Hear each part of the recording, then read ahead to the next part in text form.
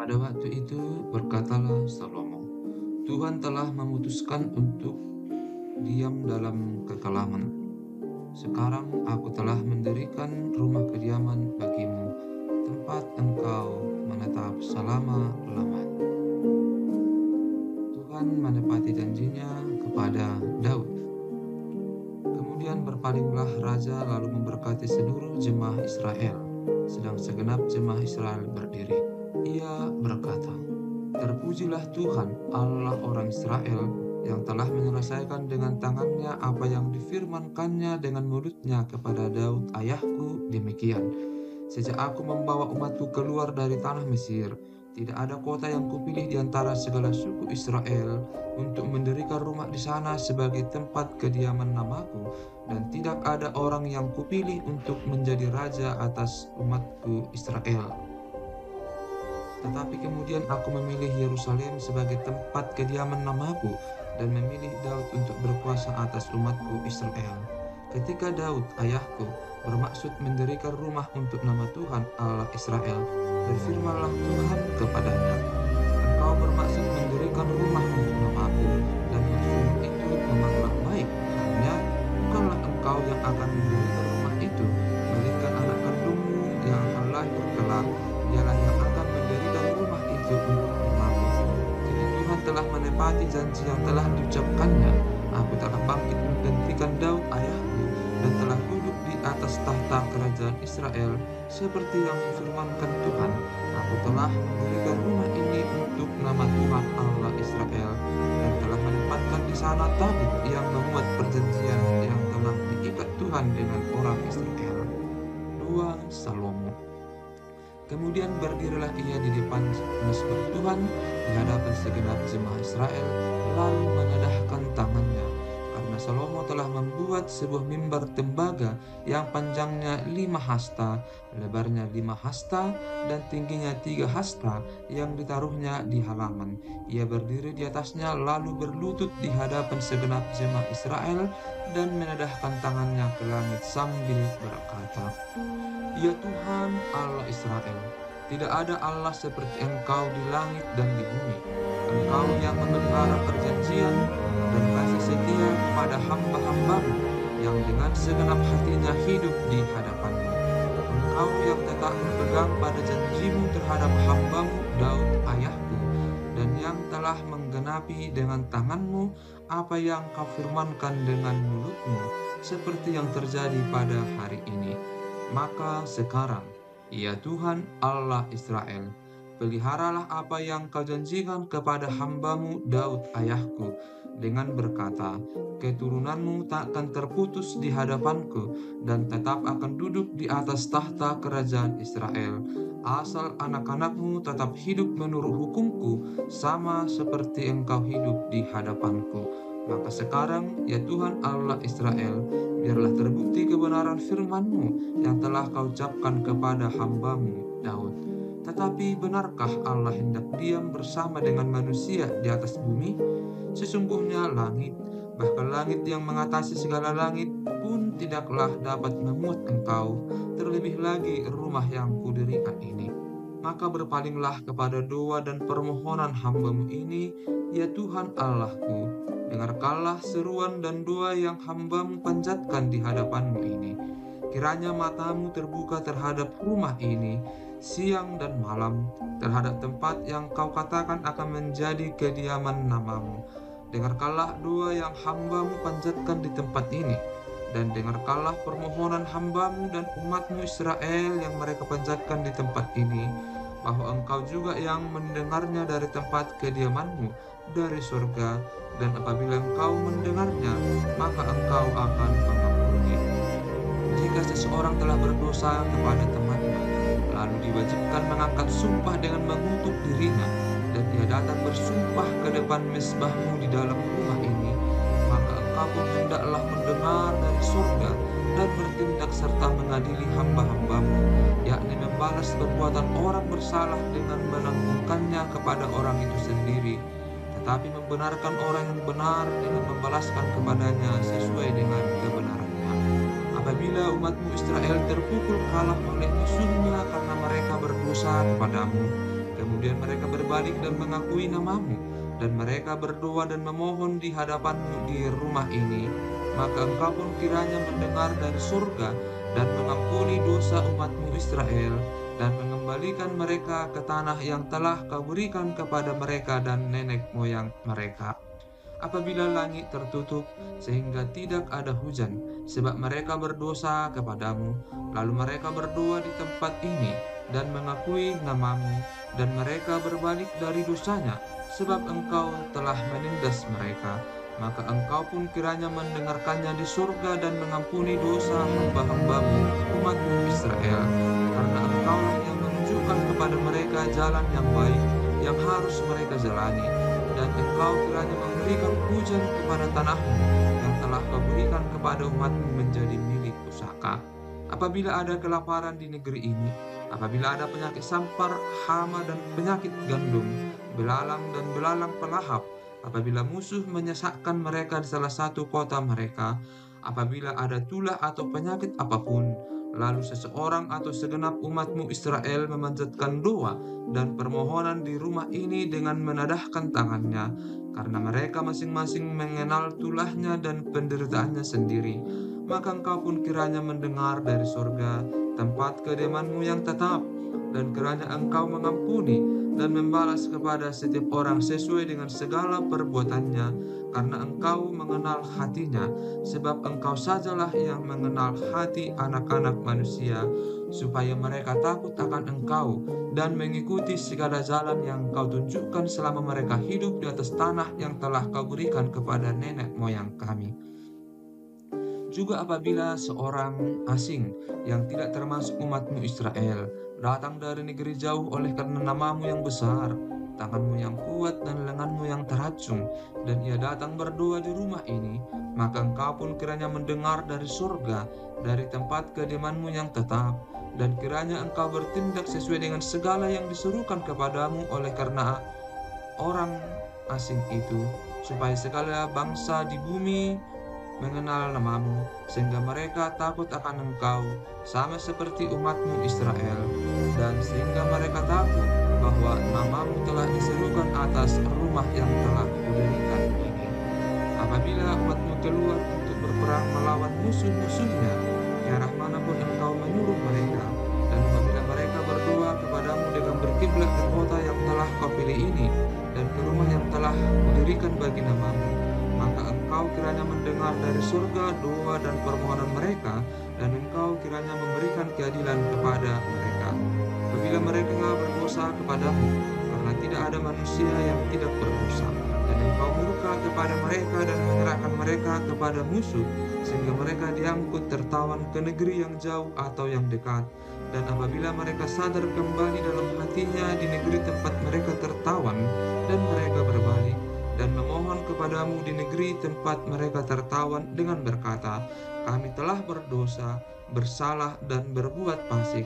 Apabila mereka berbalik kepadamu dengan segenap hatinya dan dengan segenap jiwanya di negeri orang-orang yang mengangkut mereka tertawan, dan apabila mereka berdoa kepadamu dengan berkiblat ke negeri mereka yang telah kau berikan kepada nenek moyang mereka, ke kota yang telah kau pilih dan ke rumah yang telah kuberikan bagi namamu, maka engkau kiranya mendengarkan dari surga, dari tempat kediamanmu yang tetap, kepada doa dan segala permohonan mereka, dan kiranya engkau memberikan keadilan kepada mereka, dan engkau kiranya mengampuni umatmu yang telah berdosa kepadamu.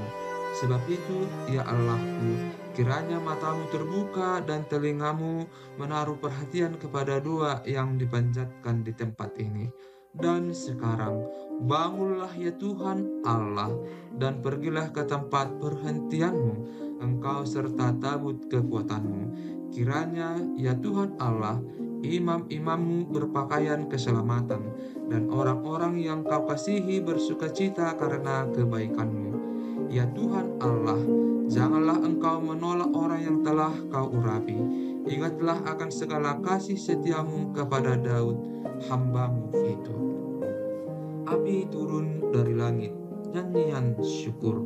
Setelah Salomo mengakhiri doanya, Api pun turun dari langit memakan habis korban bakaran dan korban-korban sembelihan itu, dan kemuliaan Tuhan memenuhi rumah itu. Para imam tidak dapat memasuki rumah Tuhan itu, karena kemuliaan Tuhan memenuhi rumah Tuhan. Ketika segenap orang Israel melihat api itu turun dan kemuliaan Tuhan meliputi rumah itu, berlututlah mereka di atas lantai dengan muka mereka sampai ke tanah, lalu sujud menyembah dan menyanyikan syukur bagi Tuhan, sebab Ia baik, bahwasanya untuk selama-lamanya kasih setianya. Korban pentahbisan dan perayaan. Lalu raja bersama-sama seluruh bangsa mempersembahkan korban sembelihan di hadapan Tuhan. Sebagai korban sembelihan, Raja Salomo mempersembahkan 22.000 ekor lembu sapi dan 120.000 ekor kambing domba. Demikianlah raja dan seluruh bangsa mentahbiskan rumah Allah. Para imam telah siap berdiri pada tempat mereka. Begitu pula orang-orang Lewi telah siap dengan alat-alat musik untuk memuliakan Tuhan, yakni alat-alat musik yang dibuat Raja Daud untuk mengiringi nyanyian syukur bagi Tuhan, bahwasanya untuk selama-lamanya kasih setianya. Setiap kali mereka ditugaskan Daud menyanyikan puji-pujian. Dalam pada itu para imam berdiri berhadapan dengan mereka sambil meniup nafiri, sedang segenap orang Israel berdiri. Lalu Salomo menguduskan pertengahan pelataran yang di depan rumah Tuhan, sebab disitulah diolahnya segala korban bakaran dan lemak korban keselamatan, sebab mezbah tembaga yang dibuat Salomo tidak dapat memuat korban bakaran dan korban sajian dan segala lemak korban. Dan pada waktu itu juga Salomo mengadakan perayaan Pondok Daun selama 7 hari bersama-sama dengan seluruh Israel, satu jemaah yang amat besar, dari jalan masuk ke Hamat sampai ke sungai Mesir. Pada hari yang ke-8 mereka mengadakan perkumpulan raya, karena mereka telah merayakan pentahbisan mezbah selama 7 hari dan perayaan Pondok Daun selama 7 hari. Pada hari yang ke-23 bulan ke-7 disuruhnya bangsa itu pulang ke kemah-kemah mereka sambil bersuka cita dan bergembira atas kebaikan yang telah dilakukan Tuhan kepada Daud, kepada Salomo, dan kepada orang Israel, umatnya. Tuhan menampakkan diri kepada Salomo untuk kedua kalinya. Demikianlah Salomo menyelesaikan rumah Tuhan dan istana raja, dan berhasil melaksanakan dalam rumah Tuhan dan dalam istananya segala sesuatu yang timbul dalam hatinya. Kemudian Tuhan menampakkan diri kepada Salomo pada malam hari dan berfirman kepadanya, "Telah kudengar doamu dan telah kupilih tempat ini bagiku sebagai rumah persembahan. Bila mana aku menutup langit sehingga tidak ada hujan, dan bila mana aku menyuruh belalang memakan habis hasil bumi, dan bila mana aku melepaskan penyakit sampar di antara umatku, dan umatku yang atasnya namaku disebut merendahkan diri, berdoa dan mencari wajahku, lalu berbalik dari jalan-jalannya yang jahat, maka aku akan mendengar dari sorga dan mengampuni dosa mereka, serta memulihkan negeri mereka. Sekarang mataku terbuka dan telingaku menaruh perhatian kepada doa dari tempat ini. Sekarang telah kupilih dan kukuduskan rumah ini, supaya namaku tinggal di situ untuk selama-lamanya. Maka mataku dan hatiku akan ada di situ sepanjang masa. Mengenai engkau, jika engkau hidup di hadapanku sama seperti Daud, ayahmu, dan berbuat sesuai dengan segala yang kuperintahkan kepadamu, dan jika engkau tetap mengikuti segala ketetapan dan peraturanku, maka aku akan meneguhkan tahta kerajaanmu sesuai dengan perjanjian yang telah kuikat dengan Daud ayahmu, dengan berkata, tak akan terputus keturunanmu yang memerintah atas Israel. Tetapi jika kamu ini berbalik dan meninggalkan segala ketetapan dan perintahku yang telah kuberikan kepadamu, dan pergi beribadah kepada Allah lain, dan sujud menyembah kepadanya, maka aku akan mencabut kamu dari tanahku yang telah kuberikan kepadamu, dan rumah ini yang telah kukuduskan bagi namaku akan kubuang dari hadapanku, dan akan kujadikan kiasan dan sindiran di antara segala bangsa. Dan setiap orang yang lewat rumah yang amat ditinggikan ini akan tertegun dan berkata, apakah sebabnya Tuhan berbuat yang demikian kepada negeri ini dan kepada rumah ini? Maka orang akan berkata, sebab mereka meninggalkan Tuhan Allah nenek moyang mereka yang membawa mereka keluar dari tanah Mesir, dan sebab mereka berpegang pada Allah lain dan sujud menyembah kepadanya dan beribadah kepadanya. Itulah sebabnya ia mendatangkan segala malapetaka ini ke atas mereka. Beberapa usaha Raja Salomo. Setelah lewat 20 tahun, selesailah Salomo mendirikan rumah Tuhan dan istananya sendiri. Maka Salomo memperkuat kota-kota yang diberikan Huram kepadanya dan menyuruh orang Israel menetap di sana. Lalu Salomo pergi ke Hamat Zoba dan menaklukkannya. Kemudian ia memperkuat Tadmor di padang gurun dan semua kota berbekalan yang didirikannya di Hamat. Ia memperkuat juga Bet-horon Hulu dan Bet-horon Hilir menjadi kota kubu yang bertembok, berpintu gerbang dan berpalang, dan juga Baalat dan segala kota perbekalan kepunyaan Salomo, segala kota tempat kereta, kota-kota tempat orang berkuda, dan apa saja yang Salomo ingin mendirikannya di Yerusalem atau di Gunung Libanon atau di segenap negeri kekuasaannya. Semua orang yang masih tinggal dari orang Het, orang Amori, orang Peris, orang Hewi, dan orang Yebus yang tidak termasuk orang Israel, yakni keturunan bangsa-bangsa yang masih tinggal di negeri itu dan yang tidak dibinasakan oleh orang Israel, merekalah yang dikerahkan Salomo untuk menjadi orang Rodi. Demikianlah mereka sampai hari ini. Tetapi orang Israel tidak ada yang dijadikannya budak oleh Salomo untuk pekerjaannya, melainkan mereka menjadi prajurit atau perwira pasukan berkuda atau panglima atas pasukan kereta dan pasukan berkuda. Dan inilah pemimpin-pemimpin umum Raja Salomo, 250 orang yang memerintah rakyat. Dan Salomo memindahkan anak Firaun dari kota Daud ke rumah yang didirikannya baginya, karena katanya, tidak boleh seorang istriku tinggal dalam istana Daud, Raja Israel, karena tempat-tempat yang telah dimasuki tabut Tuhan adalah kudus. Lalu Salomo mempersembahkan korban-korban bakaran bagi Tuhan di atas mezbah Tuhan yang didirikannya di depan balai bait suci, sesuai dengan apa yang menurut perintah Musa ditetapkan sebagai korban untuk setiap hari, yakni pada hari-hari Sabat, pada bulan-bulan baru, dan 3 kali setahun pada hari-hari raya, pada hari raya roti tidak beragi, pada hari raya 7 minggu, dan pada hari raya pondok daun. Dan menurut peraturan Daud, ayahnya, ia menetapkan rombongan para imam dalam tugas jabatan mereka dan orang-orang Lewi dalam tugas menyanyikan puji-pujian dan menyelenggarakan ibadah di hadapan para imam setiap hari menurut yang ditetapkan untuk hari itu, dan juga penunggu-penunggu pintu gerbang dalam rombongan mereka untuk setiap pintu gerbang. Karena demikianlah perintah Daud abdi Allah.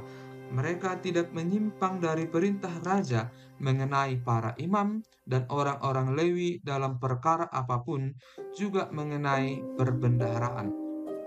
Maka terlaksanalah segala pekerjaan Salomo, dan hari dasar rumah Tuhan diletakkan sampai kepada hari rumah itu selesai. Dengan demikian selesailah sudah rumah Tuhan. Kemudian Salomo pergi ke Ezion, Geber, dan ke Elot yang letaknya di tepi laut di tanah Edom. Dengan perantaraan anak buahnya Huram mengirim kapal-kapal kepadanya dan anak buah yang tahu tentang laut. Bersama-sama anak buah Salomo mereka sampai ke Ofir, dan dari sana mereka mengambil 450 talenta emas yang mereka bawa kepada Raja Salomo.